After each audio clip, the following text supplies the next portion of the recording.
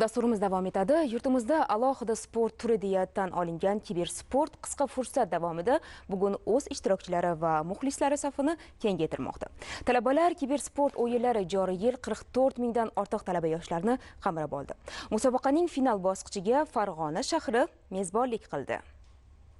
Bugun Farg'ona shahri nafaqat texnika, balki raqamli innovatsiyalar va yoshlar salohiyatining markaziga aylandi. Oliy ta'lim, fan va innovatsiyalar vazirligi hamda Farg'ona viloyati hokimligi hamkorligida talabalar kibersport o'yinlari respublika chempionatining final bosqichi Farg'ona davlat texnika universitetida yuqori saviyada o'tdi. Qoraqalpog'iston Respublikasi, Toshkent shahri va viloyatlardan saralab olingan 64 jamoa 300 nafar ishtirokchisi bilan g'oliblik uchun bellashdilar. Farg'ona shahridagi Eko City amfiteatrida musobaqada yuqori natijalar ko'rsatib, g'oliblik va sovrinli o'rinlarni egallagan jamoalarni taqdirlash marosimi tantanali tarzda tashkil etildi. So'z olganlar kibersport nafaqat raqamli o'yin, qolaversa strategik fikrlash, texnik savodxonlikka xizmat qilishini ta'kidlab o'tdilar. Birinchi bosqich bu, ya'ni OTM bosqichi, ikkinchi bosqich bu hududiy bosqichlari har bitta hududi bizda bo'lib o'tdi va 300 mingdan ko'proq talabalar qamrab olindi.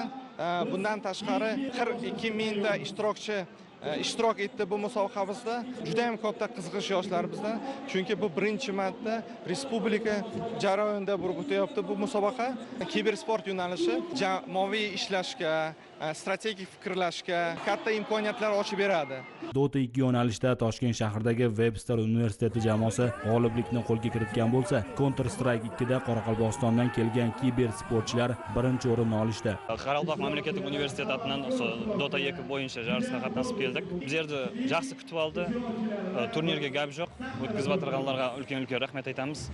Shu jarishda 16 komandaning ishinde siyliqlar 3-o'ringa ega bo'ldik. Turnir zo'r bo'ldi. Bizga yoqdi hammamizga. Farg'onaga birinchi marta kelishim juda ham shahar yoqdi. Yarim final o'yinida juda ham yaqin o'yinda 2-1 shotda yutqizdik. Qoraqalpog'iston ular chempion bo'lishdi, lekin juda ham final darajadagi o'yin bo'ldi yarim finalda. Hammasi bizga yoqdi. Kibersportga juda ham ko'p e'tibor berilyapti. 2023-2025-yildan beri har yili ko'payib kelyapti bizga e'tibor bizga. Shu kuni amfiteatr sahnasida minglab muxlislar ko'z o'ngida Just Dance, ya'ni digital raqs va virtual futbol bo'yicha final bahslari ham o'tkazildi. Just Dance'da qiziqarli his-hayajonga boy o'tgan finalda Toshkent viloyati jamoasi g'olib deb topildi. Men va Sakjana o'rtog'im biz birga Just Dance saralashdan o'tib, biz finalgacha chiqdik va bugun birinchi o'rinni oldik. Biz finalda Toshkent shahri bilan raqobatlashib, g'olib bo'ldik. Kayfiyatimiz a'lo darajada. Bizga 20 million pul mukofoti berishib va medal va kubok berishdi.